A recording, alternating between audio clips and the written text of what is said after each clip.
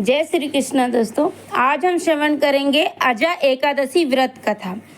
अजा एकादशी व्रत की विधि समस्त पापों को नष्ट कर देने वाली, हर प्रकार से सुख समृद्धि प्रदान करता है। भाद्रपद मास के कृष्ण पक्ष की इस अजा एकादशी का व्रत आज भगवान विष्णु के उपदेश स्वरूप की पूजा आराधना की जाती है। इस व्रत और पूजा विधान सभी एकादशियों जैसा ही है। धर्मराज युधिष्ठिर ने विनय पूर्वक भगवान श्री कृष्ण से कहा, हे देवकी नंदन, आप मुझे भाद्रपद मास के कृष्ण पक्षी एकादशी के बारे में बतलाइए। इसका नाम क्या है, विधान क्या है, महत्व क्या है, ये जानने की मेरी बड़ी प्रबल इच्छा है। भगवान श्री कृष्ण ने कहा, हे कुंती पुत्र, जन्म जन्मांतर के सभी प्रकार के समस्त पापों को नाश करने वाली एकादशी का नाम अजा है। इसके व्रत करने से मनुष्य सब पापों से मुक्त हो जाता है। जो मनुष्य इस दिन भगवान ऋषिकेश का पूजन करता है उसको अवश्य वैकुंठ की प्राप्ति होती है।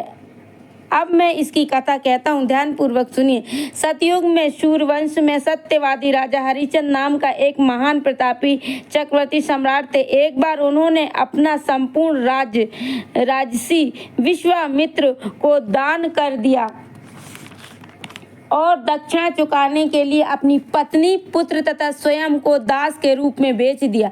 राजा शमशान में चंडाल का दास बनकर सत्य को धारण करता हुआ मृतकों का वस्त्र ग्रहण करता रहा, मगर किसी प्रकार भी सत्य से विचलित नहीं हुआ। कई बार राजा चिंता के समुद्र में डूबकर अपने मन को विचारने लगता कि मैं कहाँ जाऊँ, क्या करूँ जिससे मेरा उद्धार हो। इस प्रकार राजा को कई वर्ष बीत गए। एक दिन इसी चिंता में राजा बैठा हुआ था कि गौतम ऋषि आ गए।